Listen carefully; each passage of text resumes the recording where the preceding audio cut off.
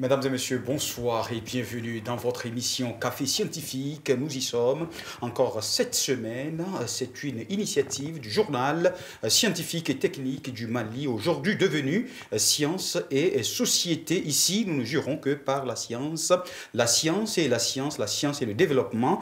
C'est ici, sur ce plateau, et la thématique qui nous amène ce soir, il s'agira de l'artériopathie oblitérante des membres inférieurs à omis et ses complications, et c'est sur ce sujet que nous allons en tout cas nous attarder ce soir. Qu'est-ce qu'une artériopathie ou une AOMI? On en parle dans cette émission.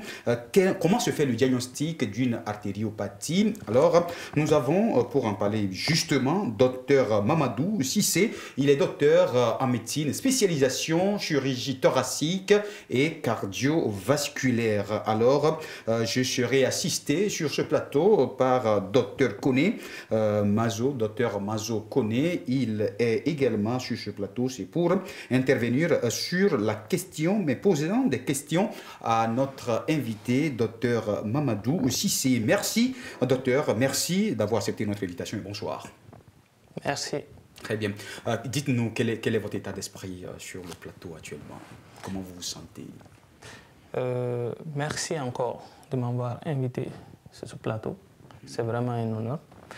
Et je suis vraiment comblé d'être sur ce plateau et d'apporter ma modeste contribution à l'avancée de la science et de la technologie, comme vous le dites. Merci. Merci. Alors, docteur Mazo Koné, merci de nous accompagner en tout cas sur cette émission. Merci beaucoup, Fabrice. C'est un réel plaisir d'être sur ce plateau. En tout cas, le moment sera venu, vous allez intervenir sur la question génétique, posant des questions à notre docteur qui est sur ce plateau avec nous.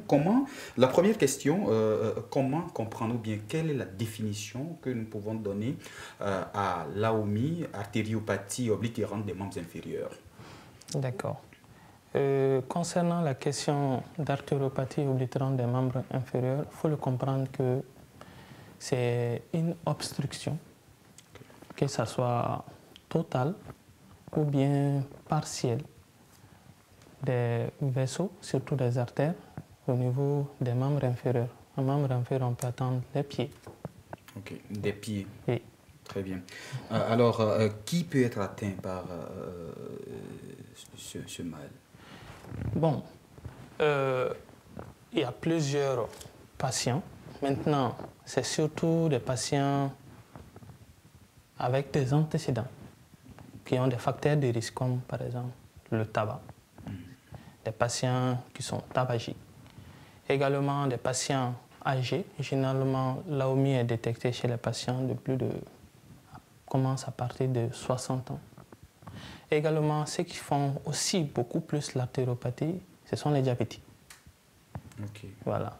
Le diabète prédispose beaucoup à l'AOMI. On peut également ajouter à cela tous les facteurs qui peuvent entraîner un vieillissement des vaisseaux, comme par exemple les séances de démodialyse. Voilà. Puisque la dialyse elle-même, une séance fait vieillir les artères d'à peu près 7 ans. Voilà. En quelque sorte, ça peut être ça. Les patients âgés, les diabétiques, les hypertendus, surtout les fumeurs. Voilà.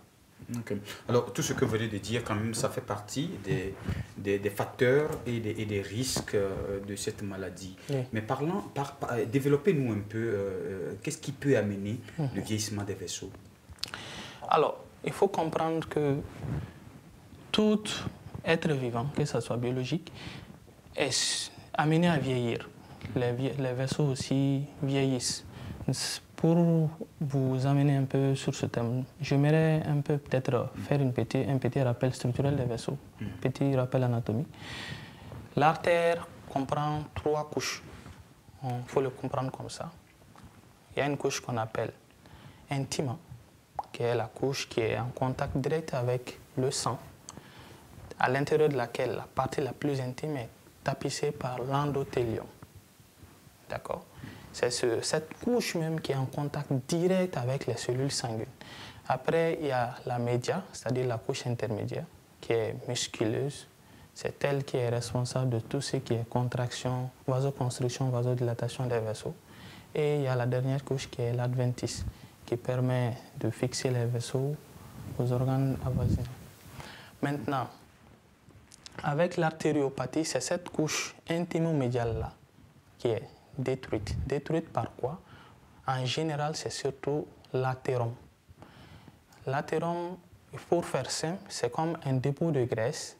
Des personnes qui sont obèses et autres, qui ont un dépôt de graisse, par des phénomènes inflammatoires, vont faire saillie, vont franchir, détruire cet endothélium-là. Voilà. Donc, au lieu que la lumière du vaisseau soit plane, lisse comme ça, avec cette destruction de la structure, ça deviendra irrégulière et jusqu'à devenir sténosante, voire même occlusif. Voilà. C'est ça l'artériopathie en quelque sorte. Okay. Alors, vous avez cité tout à l'heure les hypertendus aussi qui peuvent faire cette maladie. Est-ce qu'il y a les drépanocytaires aussi qui peuvent le faire? Tout le monde peut faire l'artériopathie. Tout le monde. Ce que j'ai dit comme le diabète et autres, ce sont les personnes qui sont les plus à même, qui ont plus de pourcentage de développer l'artériopathie. Mais quel que soit l'âge, à partir de 60 ans seulement, vous avez 20% de chances de faire l'AOMI. Voilà. Et ces risques augmentent avec l'âge. Okay. Voilà. Alors, pour ceux qui viennent de nous prendre en marche, vous êtes dans l'émission scientifique, l'émission consacrée à la science, le café scientifique. Et nous avons sur ce plateau avec nous Dr Mamadou Cissé. Il est docteur en médecine, spécialisation chirurgie thoracique et cardiovasculaire. Alors, les symptômes d'une artère bouchée d'une jambe. D'accord. C'est très simple. La première des symptômes, généralement, c'est la claudication. On dit claudication, c'est-à-dire une personne qui fait de l'AOMI, en quelque sorte, en marchant, il ressent la douleur sur un certain périmètre. On peut évaluer ce périmètre pour mieux classer l'AOMI. Mais c'est cette douleur-là à la marche qu'on appelle claudication.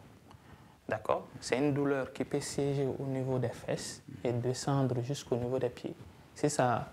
Le siège nous renseigne sur la localisation même de l'occlusion ou de l'obstruction. Le maître symptôme, c'est vraiment la claudication. D'accord? Maintenant, en dehors de la claudication, il y a d'autres symptômes qui peuvent être associés plus ou moins graves, comme par exemple les troubles trophiques. C'est-à-dire, vous allez voir que le patient, en dehors de la douleur, par exemple, la douleur peut être amendée, peut être absente, surtout chez les patients diabétiques, parce qu'avec la neuropathie associée, ils peuvent ne pas ressentir la douleur. Mais pour eux, on peut voir que la peau devient noire, par exemple. Ou bien, il commence à apparaître la plaie au niveau des parties distales, comme au niveau des orteils, par exemple. Tout ça, ce sont des signes d'AOMI en général. D'accord? Voilà. Merci. Je vais passer la parole au docteur Mazou Koné pour quelques questions liées à la génétique. Alors, en tout cas, merci beaucoup d'être des nôtres aujourd'hui. Merci. C'est vrai que tout en écoutant, on comprend qu'au fait, l'AOMI, c'est vraiment une pathologie où il y a vraiment un rétrécissement au fait, des artères.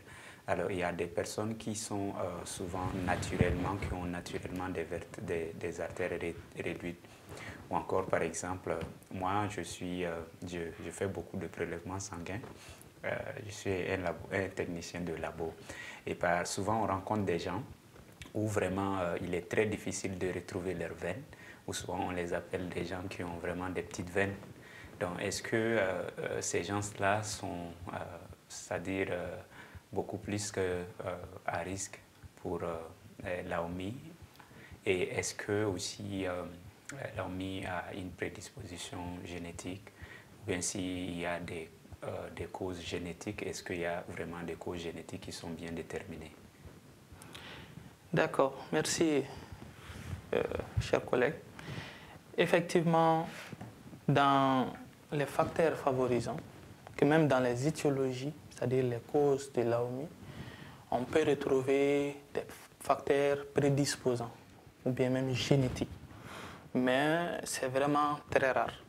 Dans la littérature, les 90% des causes de l'AOMI, c'est surtout dû à l'athérosclérose, l'athérome que je viens d'expliquer.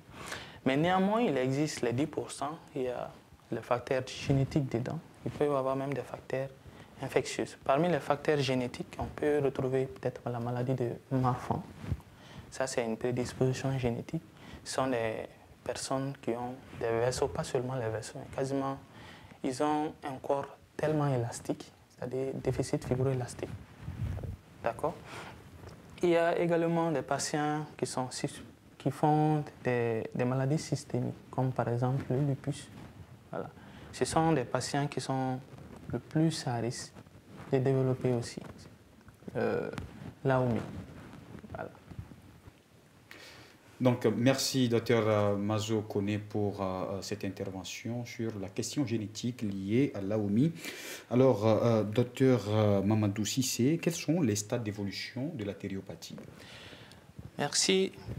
L'AOMI évolue en 4 stades. 4 stades que l'on le classe d'après la classification de Lérich-Fontaine, qui est une classification qui est admise quasiment par l'ensemble, et c'est une classification qui est assez facile, ou bien qu'on le classe d'après l'indice de pression systolique, qui est actuellement la norme IPS. On a d'abord le premier stade, qui est le stade asymptomatique, c'est-à-dire le patient ne présente pas de symptômes. Il n'y a pas de claudication, en fait. Quand le patient marche, il ne ressent pas de douleur, il ne ressent pas de claudication. Ça veut dire que ça, c'est normal. On a le stade 2, qui est le stade d'ischémie d'effort. On appelle ça ischémie d'effort, parce que avec le périmètre de marche, le besoin de consommation des muscles augmente par rapport à l'apport sanguin des vaisseaux. Donc, du coup, il y aura un déséquilibre entre les besoins et l'apport. Donc, le patient va ressentir la douleur. Ça, c'est l'ischémie d'effort. On peut le classer en 2 types. Stade 2A, qui est faible, c'est-à-dire que le périmètre de marche dépasse les 200 mètres. Par exemple, un patient qui dit que lui peut faire 200 mètres sans ressentir la douleur, on peut le classer déjà stade 2A. Voilà. Maintenant, stade 2B, ça c'est fort, ça veut dire que en dessous des 200 mètres, le patient ressent la douleur. Voilà. 700 mètres, 150 mètres, il ressent la claudication. Ça, c'est le stade 2. Maintenant, le stade 3, ça c'est le stade d'ischémie critique. Okay. D'accord? Maintenant, ça veut dire que ce n'est plus le périmètre de marche, mais le patient ressent la douleur même étant assis ou couché. Voilà. Parce que les apports sanguins, le débit cardiaque diminue avec le décubitus. Le fait qu'il est allongé ou bien peut-être couché les pieds pendant au bord du lit, la pression augmente un peu et le sang descend. Mais le fait qu'il est couché, le débit cardiaque diminue, donc il ressent la douleur. Maintenant, et le stade 4, ça c'est le stade des troubles trophiques. Vous savez que le patient a déjà soit des orteils qui ont commencé à nécroser, à gangréner, voilà, ou commencent à apparaître des taches. Quand vous voyez la tache seulement, il faut le classer stade 4. Voilà. Ça veut dire que ce patient a fait déjà une ischémie critique. Voilà. Ischémie critique, ça veut dire que le patient a ressenti la douleur durant 15 jours, moins de 15 jours. Voilà. 15 jours, malgré les antalgiques et autres, vous n'avez pas pu résoudre le problème. Maintenant, ça veut dire qu'au-delà de 15 jours maintenant, ça c'est l'ischémie, les troubles trophiques. Alors, si ça arrive là, qu'est-ce qu'on fait? Qu'est-ce que le patient doit faire? Je veux parler du diagnostic. Comment détecter d'abord que ça c'est l'AOMI et passer à un traitement plus tard? Normalement, comme je viens de le dire, le diagnostic est assez aisé. Tout le monde peut le faire, que ce soit les médecins généralistes, que ce soit les spécialistes. Tout le monde peut faire le diagnostic d'AOMI. Il suffit juste de poser les bonnes questions. de prêter attention. Quand même, quand un patient vous vient avec un pied qui est gangréné, ou bien une plaie au niveau du pied, l'une des premières questions que vous pouvez lui poser, est-ce qu'il est diabétique? Okay. Est-ce qu'il ressent des douleurs de fois à la marche, ou bien même étant couché? Ça vous permet d'avoir une idée sur la classification de la maladie. Okay. Voilà. Et je voulais quand même, si possible, oui, allez-y. La question à savoir les 4 stades de la maladie que le docteur vient de mentionner. Est-ce qu'il y a bien évidemment des facteurs qui permettent à quelqu'un d'évoluer, c'est-à-dire sur ces facteurs, ou si les patients qui sont peut-être classés dans le stade 1, quelles sont les choses qu'il faut éviter pour ne pas passer peut-être aux autres stades? D'accord. C'est une bonne question. C'est une très bonne question. Bon, j'avais... déjà, quand un patient... Il faut savoir que l'AOMI, c'est une maladie évolutive. Si rien n'est fait, un patient classé stade 1 ou 2 va se retrouver forcément vers stade 3 si rien n'est fait. Maintenant, déjà, le stade 1, la prise en charge est codifiée.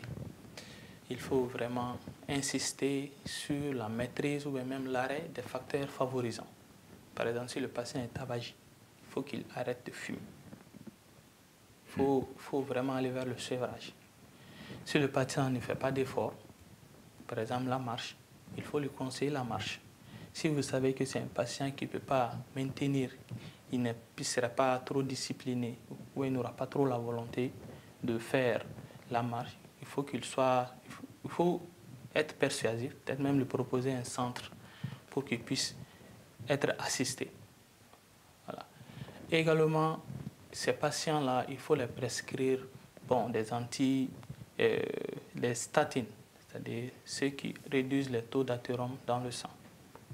D'accord? Okay. Voilà. Et également de les revoir périodiquement. Voilà, revoir périodiquement. Parce que ces pathologies-là, que ce soit l'athérosclérose, l'AOMI qu'on a dit, c'est une maladie diffuse. Voilà. Si vous voyez que le patient ressent au niveau des pieds, ça veut dire que la maladie, il y a d'autres vaisseaux déjà affectés. Voilà, qui sont déjà atteints. Ce patient, généralement, dans 20% ou 25% des cas, il va faire soit un AVC ischémique ou bien un syndrome coronarien. Voilà. Donc, c'est une prise en charge multidisciplinaire. Voilà. Ce genre de patient, ça nécessite même de faire d'autres bilans. Pas seulement au niveau des pieds, d'autres bilans. Alors, je remets la parole à merci pour la question, elle est vraiment en tout cas répondue. Parlant du traitement, comment est-ce qu'on traite? J'espère que vous avez déjà quand même évoqué certaines parties, mais on veut aller plus loin. Comment traite-t-on une artériopathie? Le traitement, comme je l'ai dit, c'est en fonction du stade. Okay. Il faut traiter en fonction du stade. Par exemple, les patients qui sont classés stade 1, comme lui l'a dit, généralement, c'est vraiment la maîtrise des facteurs. Parce qu'il ne sert à rien de traiter sans que vous maîtrisez les facteurs favorisants, les facteurs de risque. Un patient qui continue à fumer, malgré que vous instaurez vos traitements, ça ne servira à rien. Voilà, parce que la maladie, l'étiologie causale, le facteur causal est toujours là. Voilà. Le stade 2, c'est le stade 1, là, comme on a dit, c'est-à-dire maîtriser les facteurs favorisants. Également, associer les autres traitements, comme les statines. C'est pas la torvastatine, rosuvastatine, voilà, simvastatine, pour réduire le cholestérol, comme on le dit souvent ici dans notre jargon, le cholestérol sanguin, puisque c'est lui qui va rentrer dans les vaisseaux, qui est responsable de l'athérome. Voilà, ça c'est presque chez tout. Maintenant, le stade 3 et le stade 4. Le stade 3, il faut discuter une revascularisation. Comme on a dit, il y a une obstruction ou bien même une occlusion du vaisseau et que le patient n'arrive pas à tolérer. La douleur est tellement intense qu'il faut faire d'autres investigations, par exemple un scanner pour voir les vaisseaux et voir les niveaux d'occlusion, les niveaux de, comment on appelle, voilà, d'occlusion, d'obstruction. Si l'obstruction peut-être n'est pas très étendue, peut-être 1 cm, 2 cm, Il y a des manœuvres on dit angioplastie transluminale, par exemple.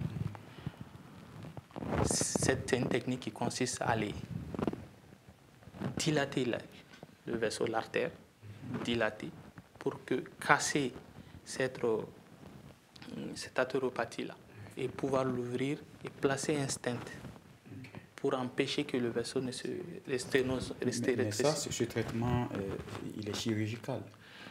On appelle ça interventionnel. Okay. Voilà, ce n'est pas une chirurgie en tant que telle. Il y a la chirurgie qui vient derrière. Interventionnel, c'est-à-dire c'est un mi-chemin entre le traitement médical et le traitement chirurgical. Oui, mais est-ce que ça existe ici? Bon, par moment, on le fait. Ah oui. Par moment. Okay. Mais vous savez, c'est un traitement tellement coûteux que voilà, c'est très coûteux. C'est vraiment très coûteux. Du coup, c'est très difficile pour un Malien lambda de pouvoir débourser les fonds pour le faire. Voilà, c'est très coûteux. Et généralement, parfois, ça peut ne pas marcher parce qu'il faut des patients vraiment bien sélectionnés, quoi. Comment on appelle ça, l'angioplastie marche mieux au niveau des gros vaisseaux. Par exemple, depuis l'iliaque, c'est-à-dire au niveau un peu en dessous de la cuisse et au niveau de la cuisse. Okay. Parfois au niveau du genou. Mais en dessous du genou, généralement, ça ne marche pas beaucoup. Et ça veut dire que les vaisseaux sont fragilisés carrément ou bien c'est... Non, ce n'est pas que les vaisseaux sont fragilisés. C'est juste que même si vous le faites, ça ne donne pas de très bons résultats. Pourquoi? Okay. Parce que vous allez voir, l'AOMI, c'est une pathologie qui... Les zones de sténose sont multiples. Sur un trajet vasculaire, vous allez voir qu'il y a 1, 2, 3, 4. Parfois, qui peuvent s'étendre sur 5 cm, voilà, sur tout le vaisseau. Okay. Voilà. Depuis, avant d'aller, vous savez que le résultat ne sera pas bon. Voilà. Alors, si le traitement est fait, est-ce qu'il y a un suivi particulier pour le patient? Bien sûr. Pour tous les patients classés AOMI, il faut un suivi particulier.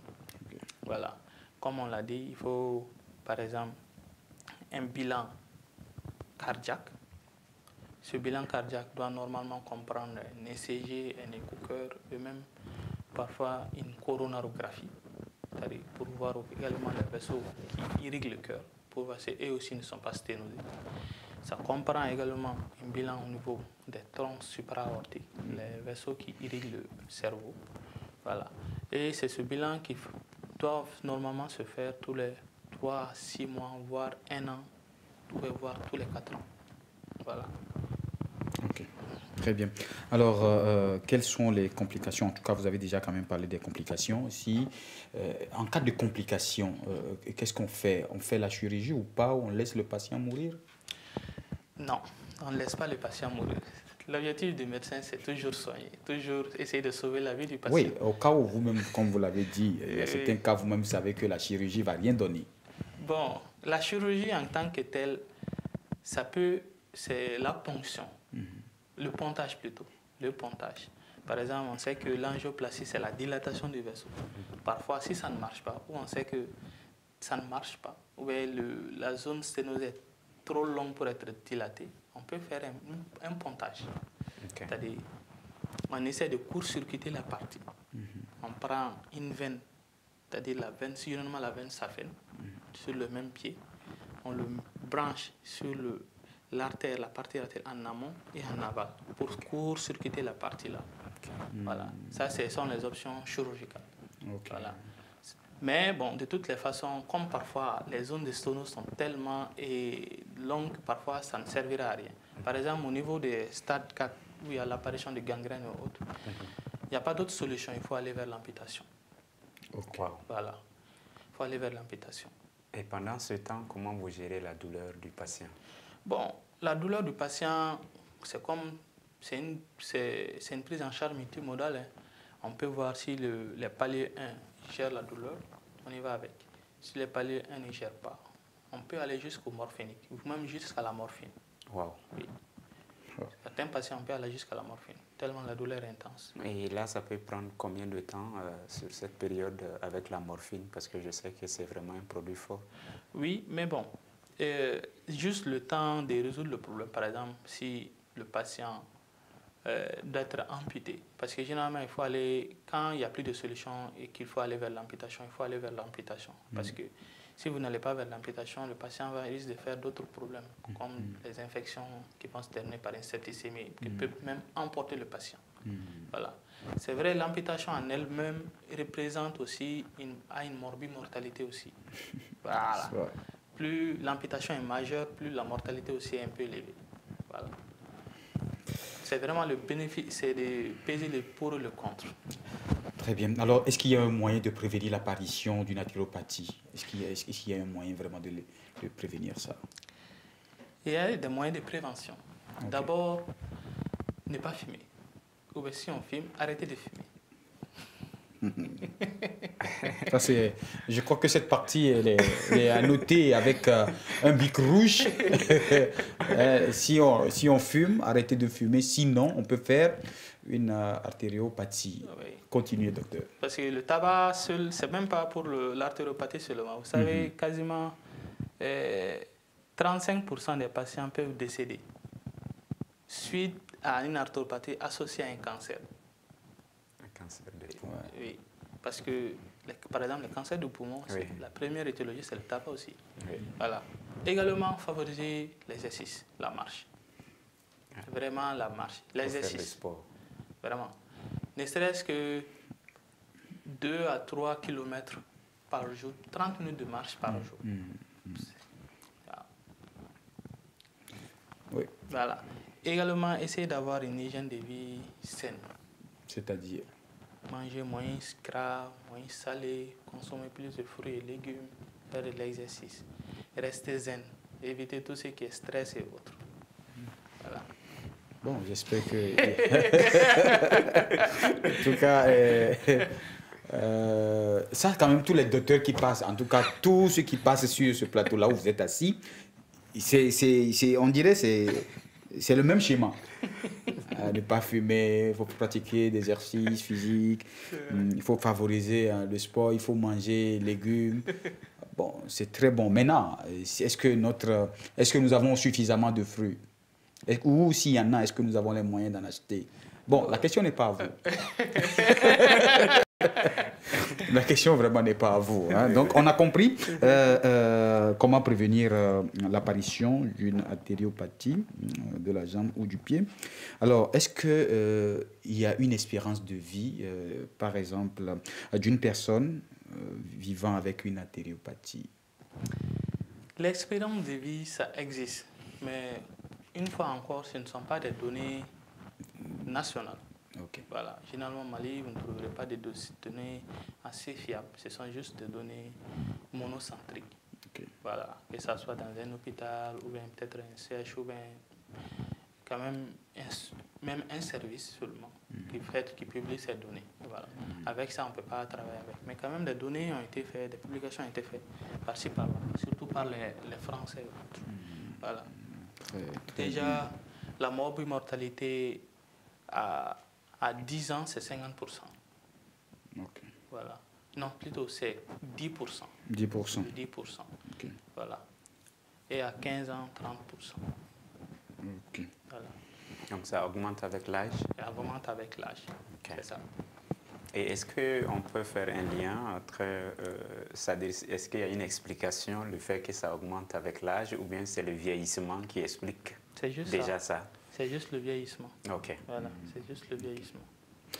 Alors, notre intention n'est pas de dire que si vous êtes atteint de cette maladie, votre mort elle est prochaine, mais c'est juste pour avoir quand même une vue d'ensemble sur comment, en tout cas, ceux qui vivent avec ça, jusqu'à quel niveau d'âge il peut vivre. Alors, rapidement, nous allons établir s'il y a lieu, un lien entre l'hypertension et l'artériopathie. Est-ce qu'il y a un lien? Il peut y avoir un lien. Il peut y avoir un facteur favorisant l'hypertension et l'AOMI. Par exemple, l'hypertension, que ça soit traité ou non, ça peut favoriser. par exemple, les patients qui font une hypertension artérielle, en principe, au niveau des vaisseaux des membres inférieurs, ça doit pouvoir protéger. Mais si le patient prend peut-être des bêta-bloquants, tout n'est qu'une question de débit sanguin. Voilà. Généralement, avec l'hypertension, si le débit sanguin est très très élevé, il n'y aura pas assez de sang, perfusion au niveau en distalité.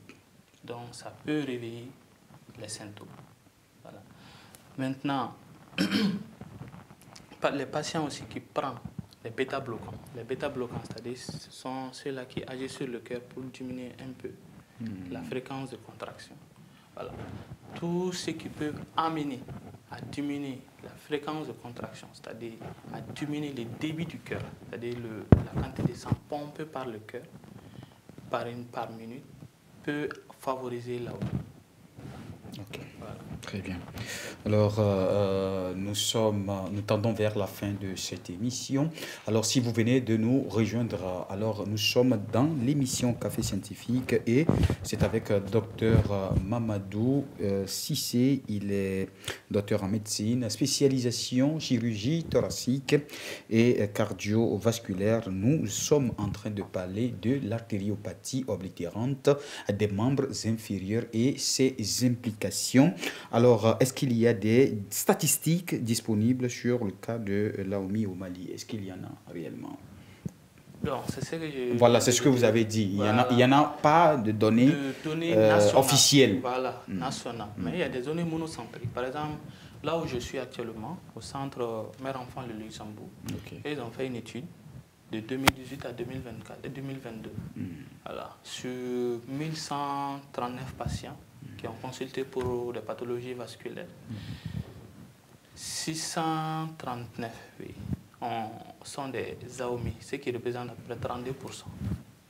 Voilà, 32% des consultations vasculaires. C'est-à-dire que c'est une pathologie qui est fréquente. Voilà.